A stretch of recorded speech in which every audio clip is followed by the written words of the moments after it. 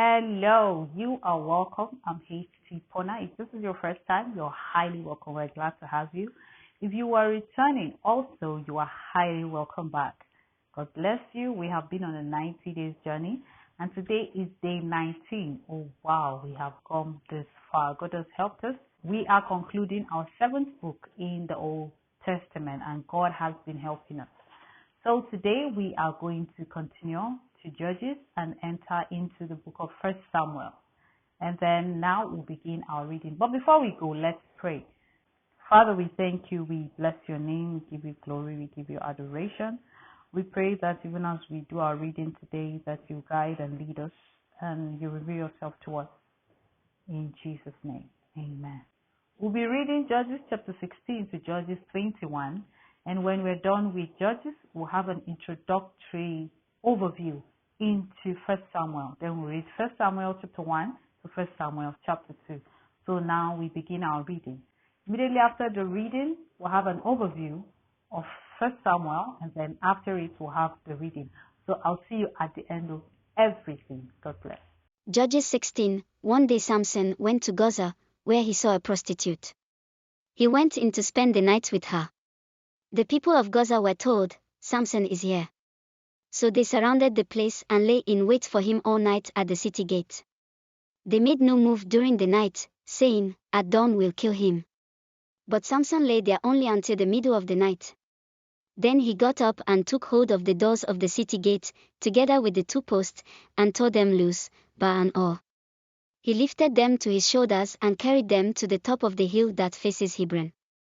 Some time later, he fell in love with a woman in the valley of Sorek whose name was Delilah. The rulers of the Philistines went to her and said, "See if you can lure him into showing you the secret of his great strength and how we can overpower him so we may tie him up and subdue him. Each one of us will give you 1,100 shekels of silver." So Delilah said to Samson, "Tell me the secret of your great strength and how you can be tied up and subdued." Samson answered her, "If anyone ties me with 7 fresh bowstrings that have not been dried, I'll become as weak as any other man." Then the rulers of the Philistines brought her 7 fresh bowstrings that had not been dried, and she tied him with them. With men hidden in the room, she called to him, "Samson, the Philistines are upon you." But he snapped the bowstrings as easily as a piece of string snaps when it comes close to a flame. So the secret of his strength was not discovered. Then Delilah said to Samson, "You have made a fool of me, you lied to me. Come now, tell me how you can be tied." He said, "If anyone ties me securely with new ropes that have never been used, I become as weak as any other man." So Delilah took new ropes and tied him with them. Then, with men hidden in the room, she called to him, "Samson, the Philistines are upon you." But he snapped the ropes off his arms as if they were threads. Delilah then said to Samson, "All this time you have been making a fool of me and lying to me. Tell me how you can be tied." He replied, "If you weave the 7 braids of my head into the fabric on the loom and tighten it with the pin, I'll become as weak as any other man." So while he was sleeping, Delilah took the 7 braids of his head, wove them into the fabric and tightened it with the pin. Again she called to him, "Samson, the Philistines are upon you." He awoke from his sleep and pulled up the pin and the loom with the fabric. Then she said to him, "How can you say, 'I love you,' when you won't confide in me? This is the 3rd time you have made a fool of me and haven't told me the secret of your great strength." With such nagging she prodded him day after day until he was sick to death of it, so he told her everything. "No razor has ever been used on my head," he said, "because I have been a Nazirite dedicated to God from my mother's womb. If my head were shaved, my strength would leave me, and I would become as weak as any other man." When Delilah saw that he had told her everything, she sent word to the rulers of the Philistines, "Come back once more, he has told me everything." So the rulers of the Philistines returned with the silver in their hands. After putting him to sleep on her lap, she called for someone to shave off the 7 braids of his hair, and so began to subdue him. And his strength left him. Then she called, "Samson, the Philistines are upon you." He awoke from his sleep and thought, "I'll go out as before and shake myself free." But he did not know that the Lord had left him. Then the Philistines seized him, gouged out his eyes and took him down to Gaza. Binding him with bronze shackles, they set him to grinding grain in the prison. But the hair on his head began to grow again after it had been shaved. Now the rulers of the Philistines assembled to offer a great sacrifice to Dagon their god and to celebrate, saying, "Our God has delivered Samson, our enemy, into our hands." When the people saw him, they praised their God, saying, "Our God has delivered our enemy into our hands, the one who laid waste our land and multiplied our slain." While they were in high spirits, they shouted, "Bring out Samson to entertain us." So they called Samson out of the prison, and he performed for them. When they stood him among the pillars, Samson said to the servant who held his hand, "Put me where I can feel the pillars that support the temple, so that I may lean against them." Now the temple was crowded with men and women. All the rulers of the Philistines were there, and on the roof were about 3,000 men and women watching Samson perform. Then Samson prayed to the Lord, "Sovereign Lord, remember me. Please. God, strengthen me just once more, and let me with one blow get revenge on the Philistines for my 2 eyes." Then Samson reached toward the 2 central pillars on which the temple stood. Bracing himself against them, his right hand on the one and his left hand on the other, Samson said, "Let me die with the Philistines." Then he pushed with all his might, and down came the temple on the rulers and all the people in it. Thus he killed many more when he died than while he lived. Then his brothers and his father's whole family went down to get him. They brought him back and buried him between Zorah and Eshtaol in the tomb of Manoah his father. He had led Israel 20 years. Judges 17. Now a man named Micah from the hill country of Ephraim said to his mother, "The 1,100 shekels of silver that were taken from you and about which I heard you utter a curse, I have that silver with me, I took it." Then his mother said, "The Lord bless you, my son." When he returned the 1,100 shekels of silver to his mother, she said, "I solemnly consecrate my silver to the Lord for my son to make an image overlaid with silver. I will give it back to you." So after he returned the silver to his mother, she took 200 shekels of silver and gave them to a silversmith, who used them to make the idol. And it was put in Micah's house. Now this man Micah had a shrine, and he made an ephod and some household gods and installed one of his sons as his priest. In those days Israel had no king, everyone did as they saw fit. A young Levite from Bethlehem in Judah, who had been living within the clan of Judah, left that town in search of some other place to stay. On his way he came to Micah's house in the hill country of Ephraim. Micah asked him, "Where are you from?" "I'm a Levite from Bethlehem in Judah," he said, "and I'm looking for a place to stay." Then Micah said to him, "Live with me and be my father and priest, and I'll give you 10 shekels of silver a year, your clothes and your food." So the Levite agreed to live with him. And the young man became like one of his sons to him. Then Micah installed the Levite, and the young man became his priest and lived in his house. And Micah said, "Now I know that the Lord will be good to me, since this Levite has become my priest." Judges 18. In those days Israel had no king, and in those days the tribe of the Danites was seeking a place of their own where they might settle, because they had not yet come into an inheritance among the tribes of Israel. So the Danites sent 5 of their leading men from Zorah and Eshtaol to spy out the land and explore it. These men represented all the Danites. They told them, "Go, explore the land." So they entered the hill country of Ephraim and came to the house of Micah, where they spent the night. When they were near Micah's house, they recognized the voice of the young Levite, so they turned in there and asked him, "Who brought you here? What are you doing in this place?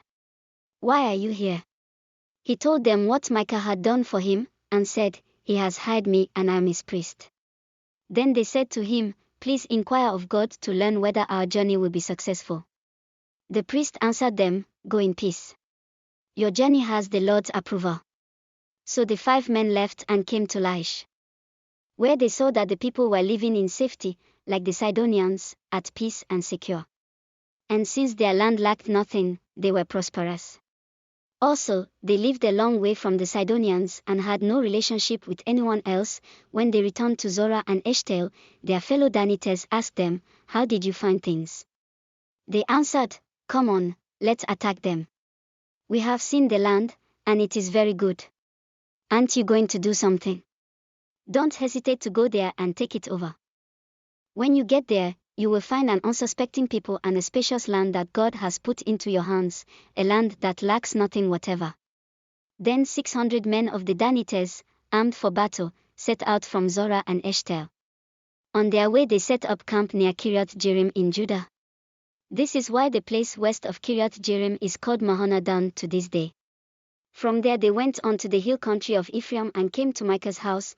Then the 5 men who had spied out the land of Laish said to their fellow Danites, "Do you know that one of these houses has an ephod, some household gods and an image overlaid with silver? Now you know what to do."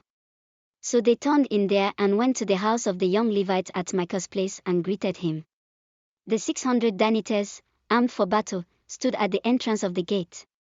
The 5 men who had spied out the land went inside and took the idol, the ephod and the household gods, while the priest and the 600 armed men stood at the entrance of the gate.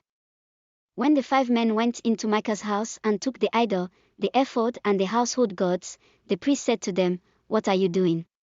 They answered him, "Be quiet. Don't say a word. Come with us, and be our father and priest. Isn't it better that you serve a tribe and clan in Israel as priest rather than just one man's household?" The priest was very pleased.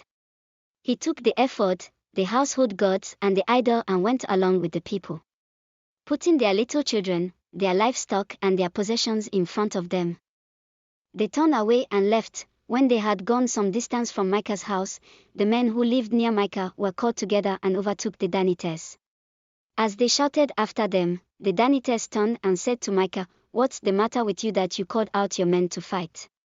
He replied, "You took the gods I made, and my priest, and went away.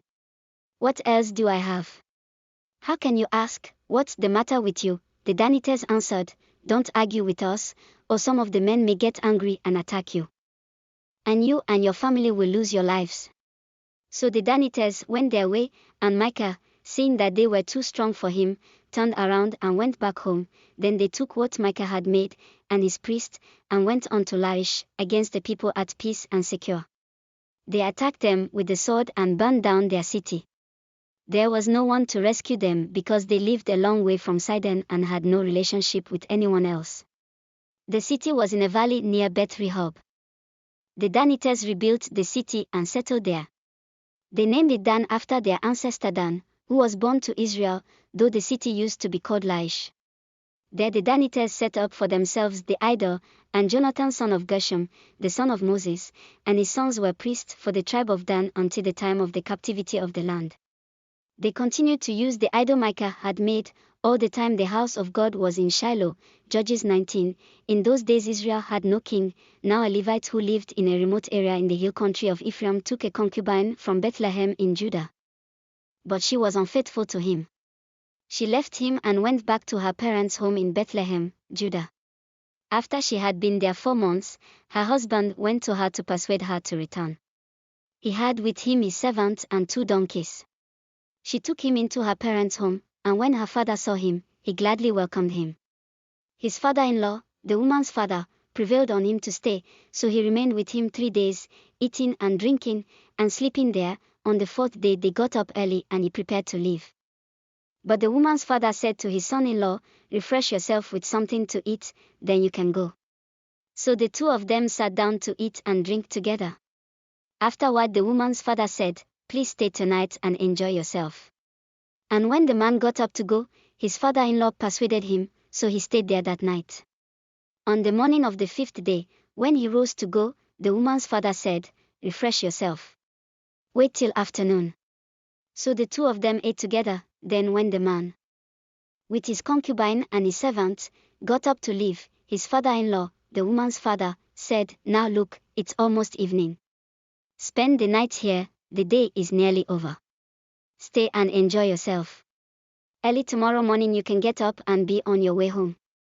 But, unwilling to stay another night, the man left and went toward Jebus, that is, Jerusalem, with his 2 saddled donkeys and his concubine. When they were near Jebus and the day was almost gone, the servant said to his master, "Come, let's stop at this city of the Jebusites and spend the night." His master replied, "No. We won't go into any city whose people are not Israelites.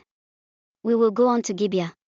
He added, "Come, let's try to reach Gibeah or Ramah and spend the night in one of those places." So they went on, and the sun set as they neared Gibeah in Benjamin. There they stopped to spend the night. They went and sat in the city square, but no one took them in for the night. That evening an old man from the hill country of Ephraim, who was living in Gibeah, the inhabitants of the place were Benjamites, came in from his work in the fields. When he looked and saw the traveler in the city square, the old man asked, "Where are you going? Where did you come from?" He answered, "We are on our way from Bethlehem in Judah to a remote area in the hill country of Ephraim where I live. I have been to Bethlehem in Judah and now I am going to the house of the Lord. No one has taken me in for the night. We have both straw and fodder for our donkeys and bread and wine for ourselves your servants, me, the woman and the young man with us. We don't need anything. You are welcome at my house," the old man said. "Let me supply whatever you need. Only don't spend the night in the square." So he took him into his house and fed his donkeys. After they had washed their feet, they had something to eat and drink. While they were enjoying themselves, some of the wicked men of the city surrounded the house. Pounding on the door, they shouted to the old man who owned the house, "Bring out the man who came to your house so we can have sex with him." The owner of the house went outside and said to them, "No, my friends, don't be so vile. Since this man is my guest, don't do this outrageous thing. Look, here is my virgin daughter and his concubine. I will bring them out to you now, and you can use them and do to them whatever you wish. But as for this man, don't do such an outrageous thing." But the men would not listen to him. So the man took his concubine and sent her outside to them, and they raped her and abused her throughout the night. And at dawn they let her go. At daybreak the woman went back to the house where her master was staying, fell down at the door and lay there until daylight. When her master got up in the morning and opened the door of the house and stepped out to continue on his way, there lay his concubine, fallen in the doorway of the house, with her hands on the threshold. He said to her, "Get up, let's go." But there was no answer. Then the man put her on his donkey and set out for home. When he reached home, he took a knife and cut up his concubine, limb by limb, into 12 parts and sent them into all the areas of Israel. Everyone who saw it was saying to one another, "Such a thing has never been seen or done, not since the day the Israelites came up out of Egypt. Just imagine. We must do something. So speak up." Judges 20. Then all Israel from Dan to Beersheba and from the land of Gilead came together as one and assembled before the Lord in Mizpah. The leaders of all the people of the tribes of Israel took their places in the assembly of God's people, 400,000 men armed with swords. The Benjamites heard that the Israelites had gone up to Mizpah. Then the Israelites said, "Tell us how this awful thing happened." So the Levite, the husband of the murdered woman, said, "I and my concubine came to Gibeah in Benjamin to spend the night. During the night the men of Gibeah came after me and surrounded the house, intending to kill me. They raped my concubine, and she died. I took my concubine, cut her into pieces and sent one piece to each region of Israel's inheritance, because they committed this lewd and outrageous act in Israel. Now, all you Israelites, speak up and tell me what you have decided to do." All the men rose up together as one, saying, "None of us will go home. No, not one of us will return to his house. But now this is what we'll do to Gibeah, we'll go up against it in the order decided by casting lots. We'll take 10 men out of every 100 from all the tribes of Israel, and 100 from 1,000, and 1,000 from 10,000, to get provisions for the army. Then, when the army arrives at Gibeah in Benjamin, it can give them what they deserve for this outrageous act done in Israel." So all the Israelites got together and united as one against the city. The tribes of Israel sent messengers throughout the tribe of Benjamin, saying, "What about this awful crime that was committed among you? Now turn those wicked men of Gibeah over to us so that we may put them to death and purge the evil from Israel." But the Benjamites would not listen to their fellow Israelites. From their towns they came together at Gibeah to fight against the Israelites. At once the Benjamites mobilized 26,000 swordsmen from their towns, in addition to 700 able young men from those living in Gibeah. Among all these soldiers there were 700 select troops who were left-handed, each of whom could sling a stone at a hair and not miss. Israel, apart from Benjamin, mustered 400,000 swordsmen, all of them fit for battle. The Israelites went up to Bethel and inquired of God. They said, Who of us is to go up first to fight against the Benjamites? The Lord replied, Judah shall go first. The next morning the Israelites got up and pitched camp near Gibeah. The Israelites went out to fight the Benjamites and took up battle positions against them at Gibeah. The Benjamites came out of Gibeah and cut down 22,000 Israelites on the battlefield that day. But the Israelites encouraged one another and again took up their positions where they had stationed themselves the first day. The Israelites went up and wept before the Lord until evening, and they inquired of the Lord. They said, Shall we go up again to fight against the Benjamites, our fellow Israelites? The Lord answered, Go up against them. Then the Israelites drew near to Benjamin the second day. This time, when the Benjamites came out from Gibeah to oppose them, they cut down another 18,000 Israelites, all of them armed with swords. Then all the Israelites, the whole army, went up to Bethel, and there they sat weeping before the Lord. They fasted that day until evening and presented burnt offerings and fellowship offerings to the Lord. And the Israelites inquired of the Lord. In those days the ark of the covenant of God was there, with Phinehas son of Eleazar, the son of Aaron, ministering before it. They asked, Shall we go up again to fight against the Benjamites, our fellow Israelites, or not? The Lord responded, Go, for tomorrow I will give them into your hands. Then Israel set an ambush around Gibeah. They went up against the Benjamites on the third day and took up positions against Gibeah as they had done before. The Benjamites came out to meet them and were drawn away from the city. They began to inflict casualties on the Israelites as before, so that about 30 men fell in the open field and on the roads, the one leading to Bethel and the other to Gibeah. While the Benjamites were saying, We are defeating them as before, the Israelites were saying, Let's retreat and draw them away from the city to the roads. All the men of Israel moved from their places and took up positions at Bothamah, and the Israelite ambush charged out of its place on the west of Gibeah. Then 10,000 of Israel's able young men made a frontal attack on Gibeah. The fighting was so heavy that the Benjamites did not realize how near disaster was. The Lord defeated Benjamin before Israel. And on that day the Israelites struck down 25,100 Benjamites, all armed with swords. Then the Benjamites saw that they were beaten. Now the men of Israel had given way before Benjamin, because they relied on the ambush they had set near Gibeah. Those who had been in ambush made a sudden dash into Gibeah, spread out and put the whole city to the sword. The Israelites had arranged with the ambush that they should send up a great cloud of smoke from the city, and then the Israelites would counterattack. The Benjamites had begun to inflict casualties on the Israelites, about 30, and they said, We are defeating them as in the first battle. But when the column of smoke began to rise from the city, the Benjamites turned and saw the whole city going up in smoke. Then the Israelites counterattacked, and the Benjamites were terrified, because they realized that disaster had come on them. So they fled before the Israelites in the direction of the wilderness, but they could not escape the battle. And the Israelites who came out of the towns cut them down there. They surrounded the Benjamites, chased them and easily overran them in the vicinity of Gibeah on the east. 18,000 Benjamites fell, all of them valiant fighters. As they turned and fled toward the wilderness to the rock of Rimmon, the Israelites cut down 5,000 men along the roads. They kept pressing after the Benjamites as far as Gidom and struck down 2,000 more. On that day 25,000 Benjamite swordsmen fell. All of them valiant fighters. But 600 of them turned and fled into the wilderness to the rock of Rimmon, where they stayed for months. The men of Israel went back to Benjamin and put all the towns to the sword, including the animals and everything else they found.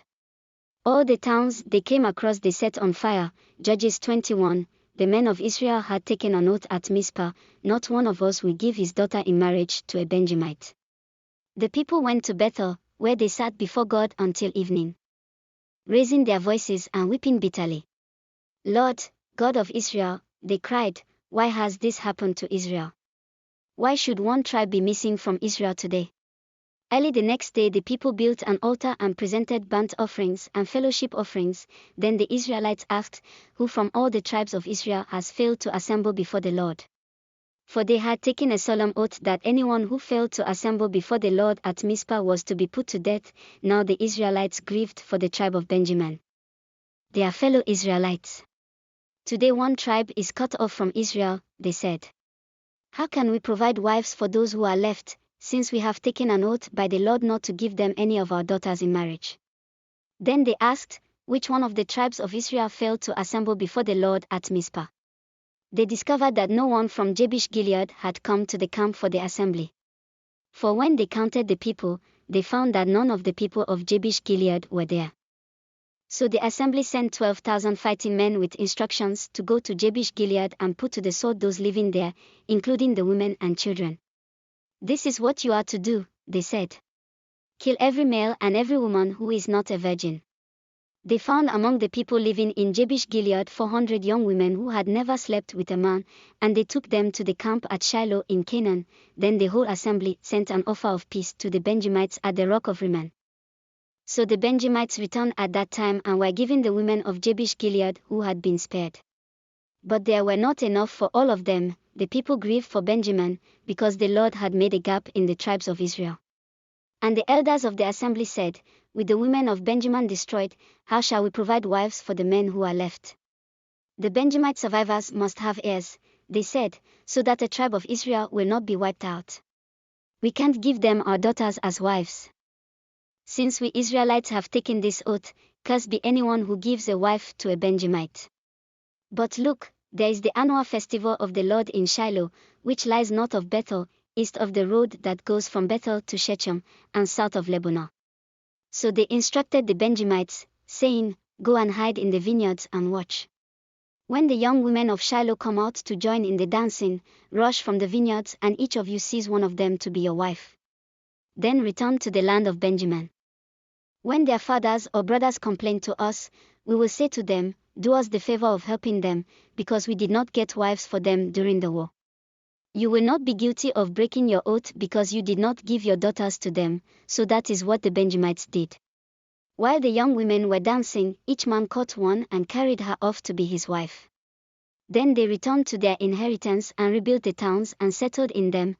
At that time the Israelites left that place and went home. Judges 21. The men of Israel had taken an oath at Mizpah, not one of us will give his daughter in marriage to a Benjamite.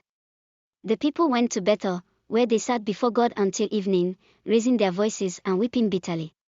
Lord, God of Israel, they cried, why has this happened to Israel?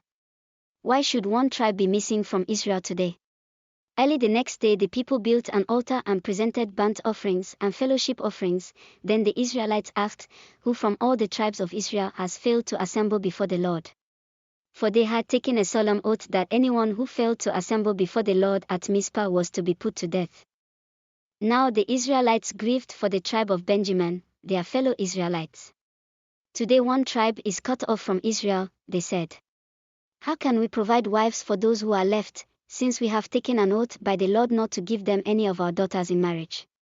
Then they asked, which one of the tribes of Israel failed to assemble before the Lord at Mizpah? They discovered that no one from Jabesh-Gilead had come to the camp for the assembly. For when they counted the people, they found that none of the people of Jabesh-Gilead were there, so the assembly sent 12,000 fighting men with instructions to go to Jabesh-Gilead and put to the sword those living there, including the women and children. This is what you are to do, they said. Kill every male and every woman who is not a virgin. They found among the people living in Jabesh-Gilead 400 young women who had never slept with a man, and they took them to the camp at Shiloh in Canaan. Then the whole assembly sent an offer of peace to the Benjamites at the rock of Rimmon. So the Benjamites returned at that time and were given the women of Jabesh-Gilead who had been spared. But there were not enough for all of them. The people grieved for Benjamin, because the Lord had made a gap in the tribes of Israel. And the elders of the assembly said, with the women of Benjamin destroyed, how shall we provide wives for the men who are left? The Benjamite survivors must have heirs, they said, so that the tribe of Israel will not be wiped out. We can't give them our daughters as wives. Since we Israelites have taken this oath, cursed be anyone who gives a wife to a Benjamite. But look, there is the annual festival of the Lord in Shiloh, which lies north of Bethel, east of the road that goes from Bethel to Shechem, and south of Lebanon. So they instructed the Benjamites, saying, go and hide in the vineyards and watch.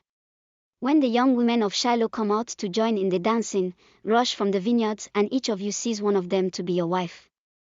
then returned to the land of Benjamin. When their fathers or brothers complain to us, we will say to them, do us the favor of helping them, because we did not get wives for them during the war. You will not be guilty of breaking your oath because you did not give your daughters to them, so that is what the Benjamites did. While the young women were dancing, each man caught one and carried her off to be his wife. Then they returned to their inheritance and rebuilt the towns and settled in them. At that time the Israelites left that place and went home to their tribes and clans. Each to his own inheritance. In those days Israel had no king, everyone did as they saw fit. The Book of Ruth. It's a brilliant work of theological art, and it invites us to reflect on the question of how God is involved in the day-to-day joys and hardships of our lives. There are three main characters in the book: Naomi the widow, Ruth the Moabite, and Boaz the Israelite farmer. And their story is told in 4 chapters that are beautifully designed. Let's just dive in and see how this all unfolds. Chapter 1 opens with this line, "In the days when the judges ruled," and it reminds us of the very dark and difficult days from the book of Judges.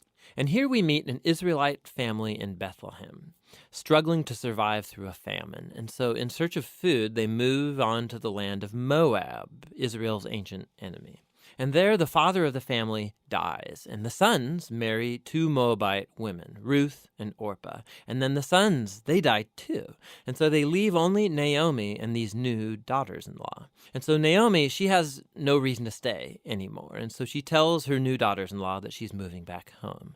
And Naomi, she knows that the life of an unmarried foreign widow in Israel is going to be very hard. And so she compels the women to stay behind. Orpah agrees, but Ruth does not. She shows remarkable loyalty to Naomi, and she says, wherever you go, I'm going to go. Your people will become my people, and your God will become my God.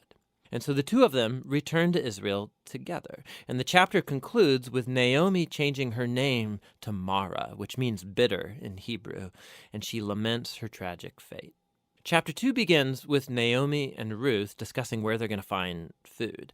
And it just so happens to be the beginning of the barley harvest. And so Ruth goes out to look for food, and it just so happens that she ends up picking grain in the field of a man named Boaz, who just so happens to be Naomi's relative. We're told that Boaz is a man of noble character, and he notices Ruth. And so after finding out more about her story, he shows remarkable generosity to her. He makes these special provisions so that the immigrant Ruth can gather grain in his field. And in doing so, Boaz is actually obeying an explicit command of the Torah to show generosity to the immigrant and the poor. Boaz is so impressed by Ruth's loyalty to Naomi. He prays for her that God will reward her for her boldness. So Ruth comes home that day, and Naomi finds out that she met Boaz, and she is thrilled. She says Boaz is their family redeemer. Now, this family redeemer thing, this was a cultural practice in Israel where if a man in the family died and he left behind a wife or children or land, it was the family redeemer's responsibility to marry that widow, to take up the land and protect that family. So Naomi, she begins to hope that perhaps there might still be a future for her family. Chapter 3 begins with Naomi and Ruth making a plan to get Boaz to notice their situation. So Ruth is going to stop wearing clothes of a grieving widow, and she's going to show signs that she's available to be married. And so Ruth goes to meet Boaz on the farm that night. And as she approaches, Boaz wakes up and he's totally startled. And Ruth makes her intentions very clear. She asks if Boaz will redeem Naomi's family and marry her. Boaz is once again amazed by Ruth's loyalty to Naomi and her family, and he calls Ruth a woman of noble character. It's the same term used to describe the woman of Proverbs 31. So Boaz tells Ruth to wait until the next day, and he will redeem both Ruth and Naomi legally before the town elders. And so the chapter ends with Ruth returning to Naomi, and they marvel together at all of these recent events. In chapter 4, it all comes together. It turns out, at the last minute, Boaz discovers there is a family member who's closer to Naomi than he is, and he's actually eligible before him to redeem the family. But at the last second, this family member finds out that he's going to have to marry Ruth, the Moabite, and so he declines. But Boaz, remember, he knows Ruth's true character. And so he acquires the family property of Naomi and he marries Ruth. And so just at the beginning, how Ruth was loyal to Naomi's family, so now Boaz is loyal to Naomi's family as well. The story concludes with a reversal of all of the tragedies from chapter 1. So the death of the husband and the sons is reversed as Ruth is married again and gives birth to a new son, granting joy to Naomi. And this symmetry between the opening and the closing, it's even more remarkable. So remember, the opening tragedy was followed by a great act of loyalty on the part of Ruth. And that is now matched by Boaz's act of loyalty that leads to the family's final restoration. And this symmetry, it highlights the design of the internal chapters as well. So each of the chapters begins with Naomi and Ruth making a plan for their future, and that's followed by a providential meeting between Ruth and Boaz, and each chapter concludes with Naomi and Ruth rejoicing at what's taken place. This story is beautifully designed, and that design actually connects with a really interesting feature of the story, and that's how little God is mentioned. Right? The characters talk about God a few times, but the narrator actually never once mentions God doing anything directly in the story, and that's its brilliance. Because God's providence is at work behind every scene of this story, weaving together the circumstances and choices of all these characters. So Naomi, her tragedy leads her to think that God is punishing her, but actually the whole story is about God's mission to restore her and her family. And he's doing so through Ruth, through her boldness and loyalty, which brings healing to Naomi's life, but not without Boaz, who's a no-nonsense farmer who's full of generosity and loyalty. And so God uses his integrity combined with Ruth's boldness to save Naomi and her family. And so this story brilliantly explores the interplay of God's purposes and will with human decision and will. God weaves together the faithful obedience of his people to bring about his redemptive purposes in the world. And that leads to the real end of the story. The book of Ruth concludes with a genealogy, showing how Boaz and Ruth's son, Oved, was the grandfather of King David, from whom came the lineage of the Messiah. And so all of a sudden, these seemingly mundane, ordinary events in this story are woven into God's grand story of redemption for the whole world. And so the book of Ruth invites us to consider how God might be at work in the very ordinary, mundane details of our lives as well. And that's what the book of Ruth is all about. Ruth 1. In the days when the judges ruled, there was a famine in the land. So a man from Bethlehem in Judah, together with his wife and 2 sons, went to live for a while in the country of Moab. The man's name was Elimelech, his wife's name was Naomi, and the names of his 2 sons were Mahlon and Chilion. They were Ephrathites from Bethlehem, Judah. And they went to Moab and lived there. Now Elimelech, Naomi's husband, died, and she was left with her 2 sons. They married Moabite women, one named Orpah and the other Ruth.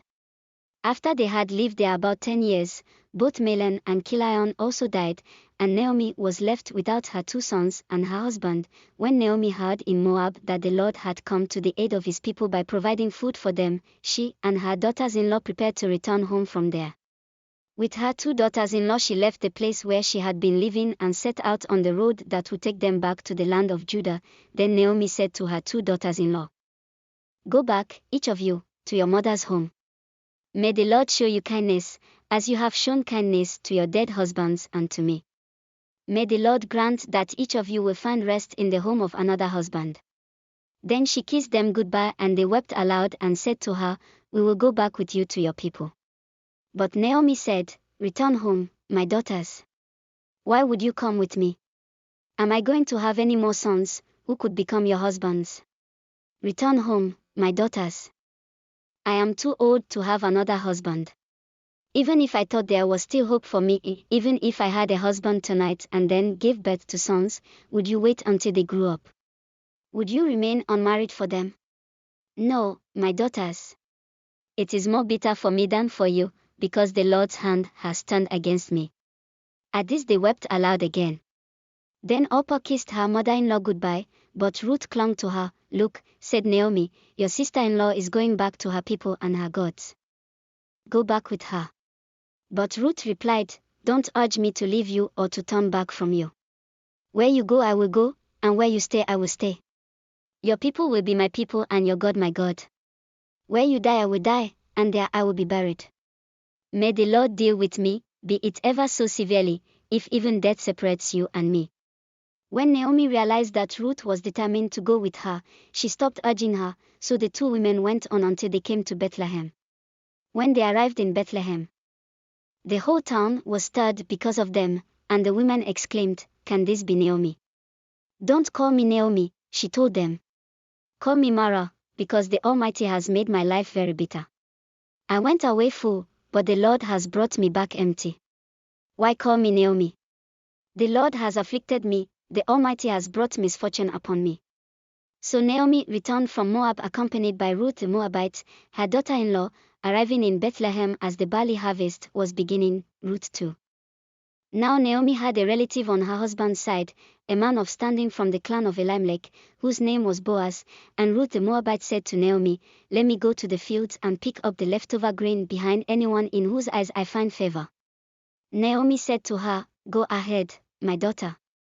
So she went out, entered the field and began to glean behind the harvesters. As it turned out, she was walking in a field belonging to Boaz, who was from the clan of Elimelech. Just then Boaz arrived from Bethlehem and greeted the harvesters. "The Lord be with you. The Lord bless you." They answered. Boaz asked the overseer of his harvesters, "Who does that young woman belong to?" The overseer replied, "She is the Moabite who came back from Moab with Naomi." She said, "Please let me glean and gather among the sheaves behind the harvesters." She came into the field and has remained here from morning till now, except for a short rest in the shelter. So Boaz said to Ruth, "My daughter, listen to me. Don't go and glean in another field and don't go away from here. Stay here with the women who work for me. Watch the field where the men are harvesting, and follow along after the women.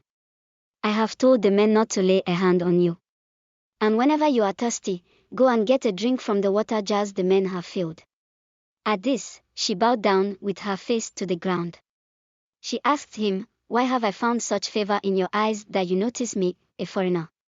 Boaz replied, "I've been told all about what you have done for your mother-in-law since the death of your husband, how you left your father and mother and your homeland and came to live with a people you did not know before. May the Lord repay you for what you have done. May you be richly rewarded by the Lord, the God of Israel, under whose wings you have come to take refuge. May I continue to find favor in your eyes, my Lord," she said. "You have put me at ease by speaking kindly to your servant, though I do not have the standing of one of your servants." At mealtime Boaz said to her, "Come over here. Have some bread and dip it in the wine vinegar." When she sat down with the harvesters, he offered her some roasted grain. She ate all she wanted and had some left over. As she got up to glean, Boaz gave orders to his men, "Let her gather among the sheaves and don't reprimand her. Even pull out some stalks for her from the bundles and leave them for her to pick up, and don't rebuke her." So Ruth gleaned in the field until evening. Then she threshed the barley she had gathered, and it amounted to about an ephah. She carried it back to town, and her mother-in-law saw how much she had gathered. Ruth also brought out and gave her what she had left over after she had eaten enough. Her mother-in-law asked her, "Where did you glean today? Where did you work? Blessed be the man who took notice of you." Then Ruth told her mother-in-law about the one at whose place she had been working. "The name of the man I worked with today is Boaz," she said, "the Lord bless him." Naomi said to her daughter-in-law, "He has not stopped showing his kindness to the living and the dead." She added, "That man is our close relative, he is one of our guardian redeemers." Then Ruth the Moabite said, "He even said to me, 'Stay with my workers until they finish harvesting all my grain.'" Naomi said to Ruth her daughter-in-law, "It will be good for you, my daughter, to go with the women who work for him, because in someone else's field you might be harmed." So Ruth stayed close to the women of Boaz to glean until the barley and wheat harvest were finished. And she lived with her mother-in-law. Judges 3. One day Ruth's mother-in-law Naomi said to her, "My daughter, I must find a home for you, where you will be well provided for. Now Boaz, with whose women you have walked, is a relative of ours. Tonight he will be winnowing barley on the threshing floor. Wash, put on perfume, and get dressed in your best clothes. Then go down to the threshing floor, but don't let him know you are there until he has finished eating and drinking. When he lies down, note the place where he is lying. Then go and uncover his feet and lie down. He will tell you what to do. I will do whatever you say. Ruth answered. So she went down to the threshing floor and did everything her mother-in-law told her to do. When Boaz had finished eating and drinking and was in good spirits, he went over to lie down at the far end of the grain pile. Ruth approached quietly, uncovered his feet and lay down. In the middle of the night something startled the man. He turned, and there was a woman lying at his feet. Who are you? He asked. I am your servant Ruth, she said. Spread the corner of your garment over me, since you are a guardian redeemer of our family. The Lord bless you, my daughter, he replied. This kindness is greater than that which you showed earlier. You have not run after the younger men, whether rich or poor. And now, my daughter, don't be afraid. I will do for you all you ask. All the people of my town know that you are a woman of noble character. Although it is true that I am a guardian redeemer of our family, there is another who is more closely related than I. Stay here for the night. And in the morning if he wants to do his duty as your guardian redeemer, good, let him redeem you. But if he is not willing, as surely as the Lord lives I will do it. Lie here until morning. So she lay at his feet until morning, but got up before anyone could be recognized, and he said, no one must know that a woman came to the threshing floor. He also said, bring me the shawl you are wearing and hold it out. When she did so, he poured into it 6 measures of barley and placed the bundle on her. Then he went back to town. When Ruth came to her mother-in-law, Naomi asked, how did it go, my daughter? Then she told her everything Boaz had done for her and added, he gave me these 6 measures of barley, saying, don't go back to your mother-in-law empty-handed. Then Naomi said, wait, my daughter, until you find out what happens. For the man will not rest until the matter is settled today. Ruth 4. Meanwhile Boaz went up to the town gate and sat down there just as the guardian redeemer he had mentioned came along. Boaz said, come over here, my friend, and sit down. So he went over and sat down. Boaz took 10 of the elders of the town and said, sit here, and they did so. Then he said to the guardian redeemer, Naomi, who has come back from Moab, is selling the piece of land that belonged to our relative Elimelech. I thought I should bring the matter to your attention and suggest that you buy it in the presence of these seated here and in the presence of the elders of my people. If you will redeem it, do so. But if you will not, tell me, so I will know. For no one has the right to do it except you, and I am next in line. I will redeem it, he said. Then Boaz said, on the day you buy the land from Naomi, you also acquire Ruth the Moabite, the dead man's widow, in order to maintain the name of the dead with his property. At this, the guardian redeemer said, then I cannot redeem it because I might endanger my own estate. You redeem it yourself. I cannot do it. Now in earlier times in Israel, for the redemption and transfer of property to become final, one party took off his sandal and gave it to the other. This was the method of legalizing transactions in Israel, so the guardian redeemer said to Boaz, buy it yourself. And he removed his sandal. Then Boaz announced to the elders and all the people, today you are witnesses that I have bought from Naomi all the property of Elimelech, Chilion and Mahlon. I have also acquired Ruth the Moabite, Mahlon's widow, as my wife, in order to maintain the name of the dead with his property, so that his name will not disappear from among his family or from his hometown. Today you are witnesses. Then the elders and all the people at the gate said, we are witnesses. May the Lord make the woman who is coming into your home like Rachel and Leah, who together built up the family of Israel. May you have standing in Ephrathah and be famous in Bethlehem. Through the offspring the Lord gives you by this young woman. May your family be like that of Perez, whom Tamar bore to Judah. So Boaz took Ruth and she became his wife. When he made love to her, the Lord enabled her to conceive, and she gave birth to a son. The woman said to Naomi, praise be to the Lord, who this day has not left you without a guardian redeemer. May he become famous throughout Israel. He will renew your life and sustain you in your old age. For your daughter-in-law, who loves you and who is better to you than 7 sons, has given him birth." Then Naomi took the child in her arms and cared for him. The women living there said, "Naomi has a son." And they named him Obed. He was the father of Jesse, the father of David. This, then, is the family line of Perez. Perez was the father of Hezron, Hezron the father of Ram, Ram the father of Amminadab, Amminadab the father of Nahshon, Nahshon the father of Salmon, Salmon the father of Boaz, Boaz the father of Obed, Obed the father of Jesse, and Jesse the father of David. The books of 1st and 2nd Samuel. They're two separate books in our modern Bibles, but that division is due simply to scroll length. It was originally written as one coherent story.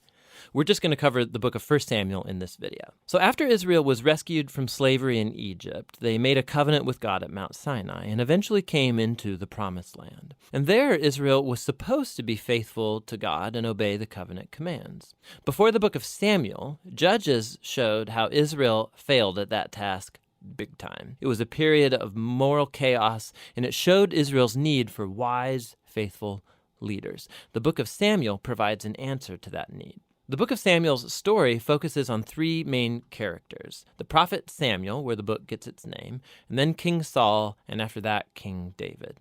And all 3 of them transitioned Israel from a group of tribes ruled by judges into a unified kingdom ruled by King David in Jerusalem. And the book of Samuel has a fascinating design that weaves the story of these 3 characters together in 4 main parts.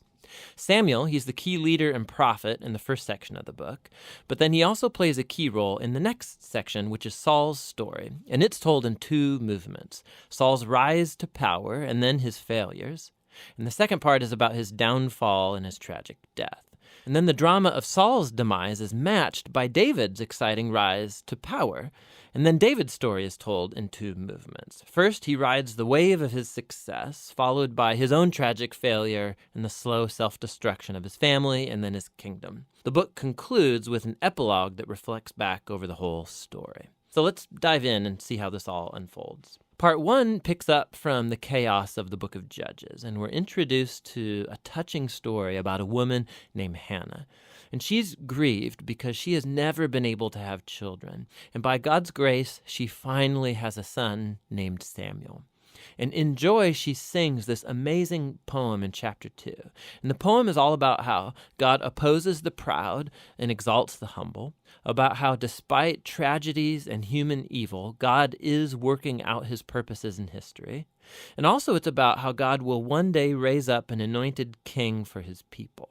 Now, Hannah's poem has been placed here at the beginning of the book to introduce these key themes that we're going to see throughout the whole story, like the next one.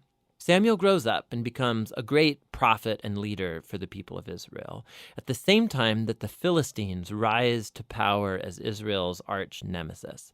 And in this crucial battle, the Israelites get arrogant, and instead of praying and asking God for help, they trot out the Ark of the Covenant as this kind of magic trophy that will automatically grant them victory in battle. And so because of their arrogant presumption, God allows Israel to lose the battle and the ark is stolen. So the Philistines, they take the ark and they place it in the temple of their god, Dagon. And then the God of Israel defeats the Philistines and the god Dagon without an army by sending plagues on the people.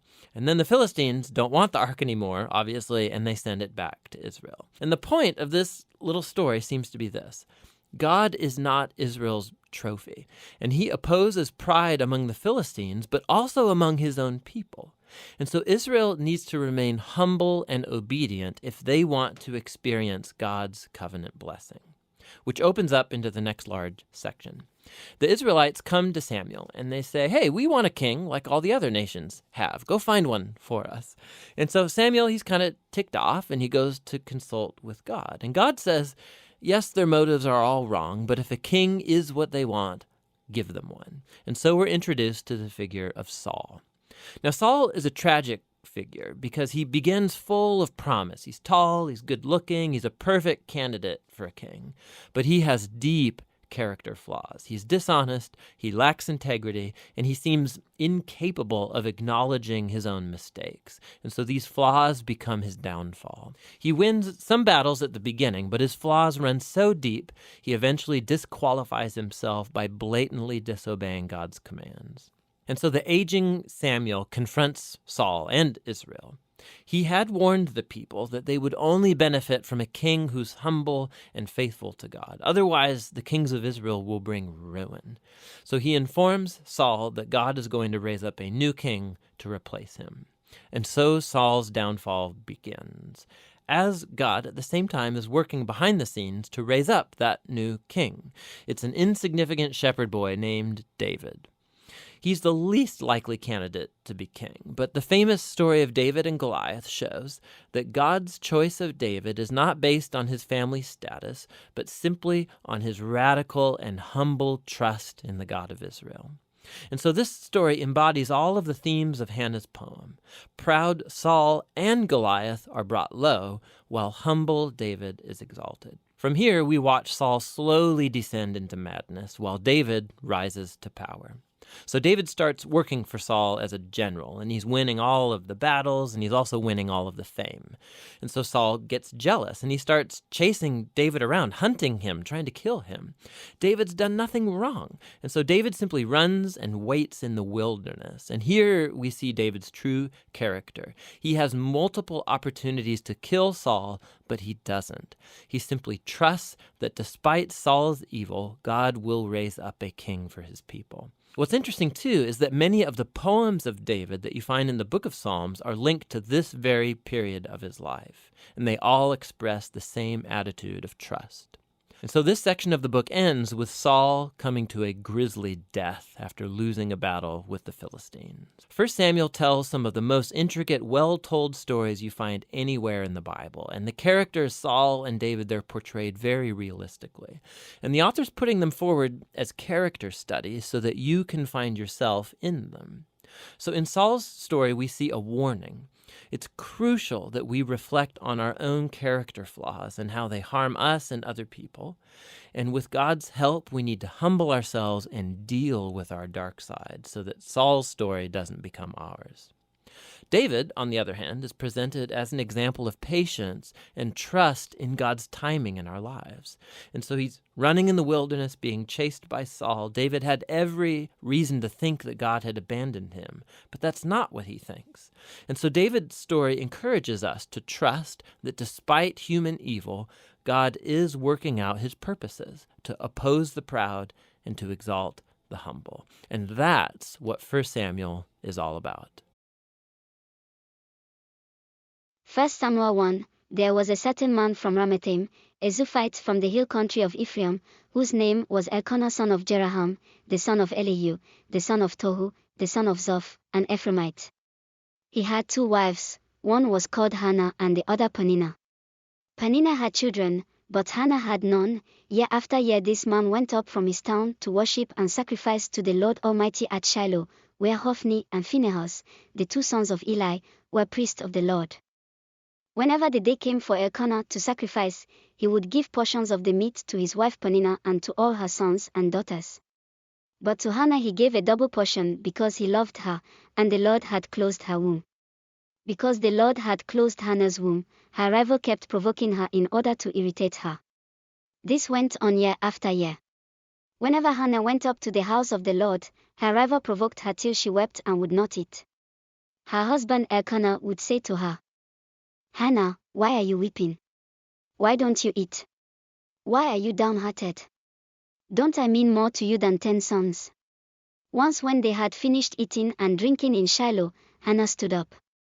Now Eli the priest was sitting on his chair by the doorpost of the Lord's house. In her deep anguish Hannah prayed to the Lord, weeping bitterly. And she made a vow, saying, "Lord Almighty, if you will only look on your servant's misery and remember me, and not forget your servant but give her a son, then I will give him to the Lord for all the days of his life, and no razor will ever be used on his head." As she kept on praying to the Lord, Eli observed her mouth. Hannah was praying in her heart, and her lips were moving but her voice was not heard. Eli thought she was drunk and said to her, "How long are you going to stay drunk? Put away your wine. Not so, my lord, Hannah replied, I am a woman who is deeply troubled. I have not been drinking wine or beer, I was pouring out my soul to the Lord. Do not take your servant for a wicked woman, I have been praying here out of my great anguish and grief. Eli answered, Go in peace, and may the God of Israel grant you what you have asked of him. She said, May your servant find favor in your eyes. Then she went her way and ate something, and her face was no longer downcast. Early the next morning they arose and worshipped before the Lord and then went back to their home at Ramah. Elkanah made love to his wife Hannah, and the Lord remembered her. So in the course of time Hannah became pregnant and gave birth to a son. She named him Samuel, saying, Because I asked the Lord for him.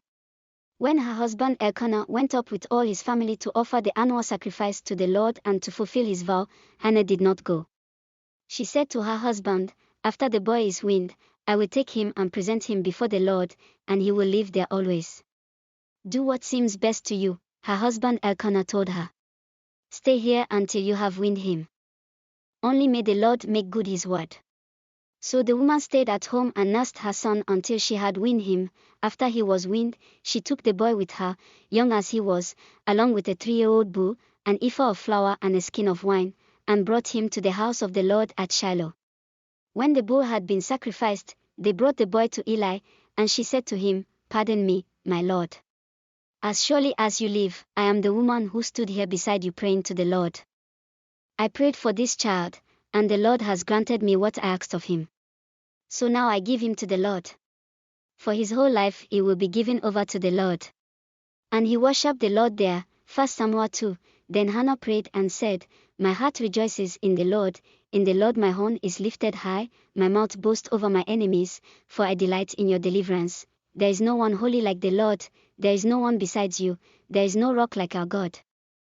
Do not keep talking so proudly, or let your mouth speak such arrogance, for the Lord is a God who knows, and by him deeds are weighed, the bows of the warriors are broken, but those who stumbled are armed with strength, those who were full hire themselves out for food, but those who were hungry are hungry no more. She who was barren has borne 7 children, but she who has had many sons pines away. The Lord brings death and makes alive, he brings down to the grave and raises up. The Lord sends poverty and wealth, he humbles and he exalts, he raises the poor from the dust, and lifts the needy from the ash heap, he seats them with princes, and has them inherit a throne of honor, for the foundations of the earth are the Lord's, on them he has set the world, he will guard the feet of his faithful servants, but the wicked will be silenced in the place of darkness. It is not by strength that one prevails, those who oppose the Lord will be broken. The Most High will thunder from heaven, the Lord will judge the ends of the earth, he will give strength to his king, and exalt the horn of his anointed. Then Elkanah went home to Ramah, but the boy ministered before the Lord under Eli the priest. Eli's sons were scoundrels, they had no regard for the Lord. Now it was the practice of the priest that, whenever any of the people offered a sacrifice, the priest's servant would come with a 3-pronged fork in his hand while the meat was being boiled and would plunge the fork into the pan or kettle or cauldron or pot. Whatever the fork brought up the priest would take for himself. This is how they treated all the Israelites who came to Shiloh. But even before the fat was burned, the priest servant would come and say to the person who was sacrificing, Give the priest some meat to roast, he won't accept boiled meat from you, but only raw. If the person said to him, Let the fat be burned first, and then take whatever you want, the servant would answer, No, hand it over now, if you don't, I'll take it by force. This sin of the young men was very great in the Lord's sight, for they were treating the Lord's offering with contempt, but Samuel was ministering before the Lord, a boy wearing a linen ephod. Each year his mother made him a little robe and took it to him when she went up with her husband to offer the annual sacrifice.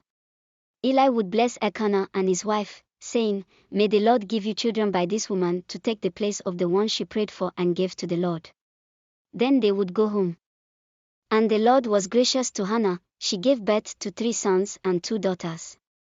Meanwhile, the boy Samuel grew up in the presence of the Lord. Now Eli, who was very old, heard about everything his sons were doing to all Israel and how they slept with the women who served at the entrance to the tent of meeting. So he said to them, Why do you do such things? I hear from all the people about these wicked deeds of yours.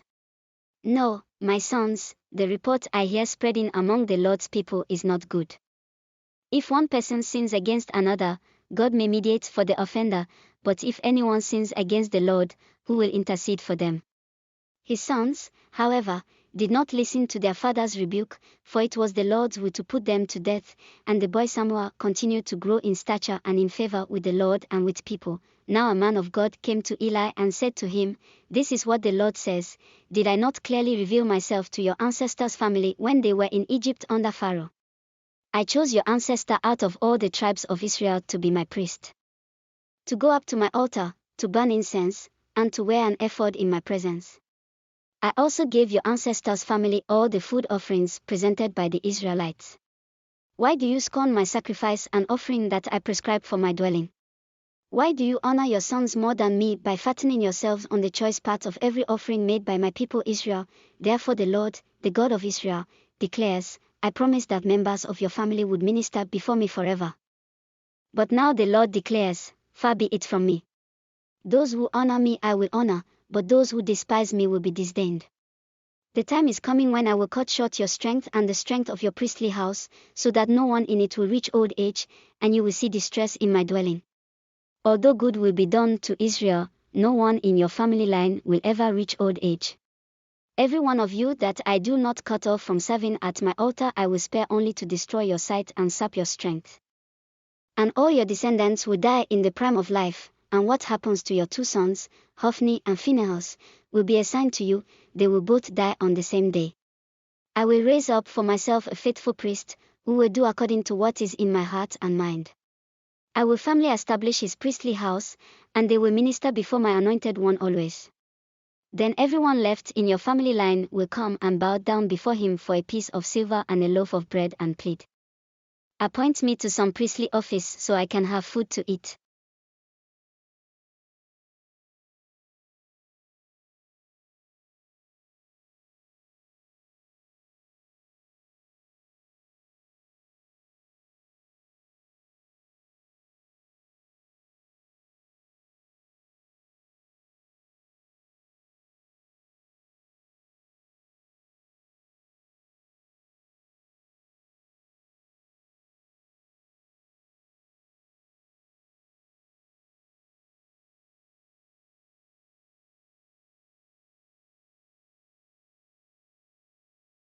We are done with today. God has helped us. We have read Judges, done with Judges, and we are in 1 Samuel chapter 2.